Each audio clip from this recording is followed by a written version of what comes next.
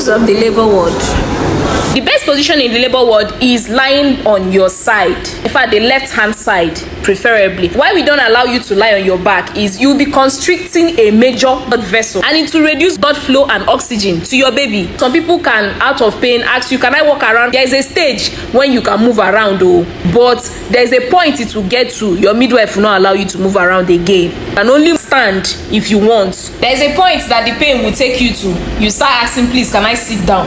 Yes, you can sit at the early stage of labor, but in fact, once you're in active phase and you enter the labor ward from the prenatal ward, no longer be allowed to sit down, because there has been descent, your baby has engaged, the head is down, or whatever the presenting part is. It's not because they want to suffer you or they don't understand that you are in pain. So you can only lie down or stand. Your midwife will regularly be telling you, breathe through your mouth. They'll be telling you to be doing that thing will not only help you with the pain and the discomfort, especially when the uterine contractions come, but to also save your cervix so that you don't, out of pain, push through an undilated cervix. Your cervix, you're going to tear that cervix. When it is time to repair that cervix, oh God, it's usually very, very painful. That controlled breathing will also help to protect your perineum from tearing. Although your midwife will also help in guiding that perineum during delivery, but that is your own contribution. The labor ward is a one-way traffic. Yeah, you cannot do small and say I'm not doing again. Nah, there is only one place we are headed, and that is birthing the baby. So they know they close leg for labor ward. Away moto gasena muzi. I mean, I don't want to. You start closing your leg. You start.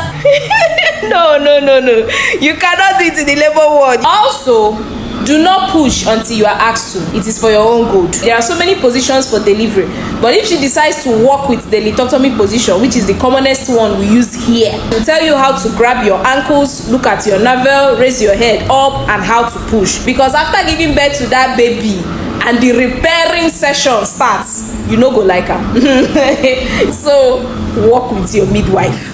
In as much as you will scream and you will shout out of pain and you can't control it, try to save your strength. You are going to need that energy. Keep your water beside you. If you have energy drinks, no wahala, but make sure you are ready for that last stage. That will not be when they now tell you, oh yeah, push, you are tired. Screaming will not bring out your baby. So pretend to be constipated and try to push the hard stool out. This is your number one trick in the labor room. When your baby's presenting part is almost out, it may be the head. It is called the ring of fire, and it is the most painful. So brace yourself, it will pain you. You may receive an episiotomy from your midwife, but that is her call. There is no rule that says you must receive it. After the delivery of your baby and expulsion of the placenta, your midwife will put in her hand back to expel blood clots, and it can be very painful, just to make sure that you don't bleed. So prepare your mind as well. She's also likely to insert a delivery pad for some reasons. She's going to remove it later and check for placing another perineal pad. When your baby is cleaned up and dressed, made comfortable, your baby is likely to be kept under something like this to keep him or her warm. There's a medication we usually give immediately after delivery. They might put it under your tongue, or they will insert them inside your bum bum. This medication is actually going to help to prevent you from having postpartum hemorrhage. After a few minutes, you may or may not start having a side effect, which is shivering. Now, after we've cleaned you up, we expect you to put your baby to rest ASAP, so that your baby will not start having low blood sugar and will need to set up an IV fluid. You can drink anything you want to take, but it has to be something warm. Let it not be hot. Makandi pepper soup and all that. Nobody said you should not drink your Uda, but let it not be hot. And rest. Then you can start your post-delivery medications. They'll give it to you.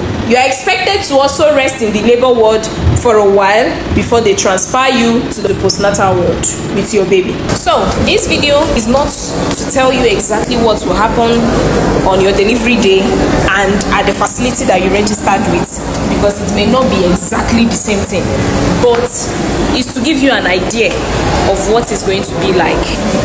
Sorry, she said.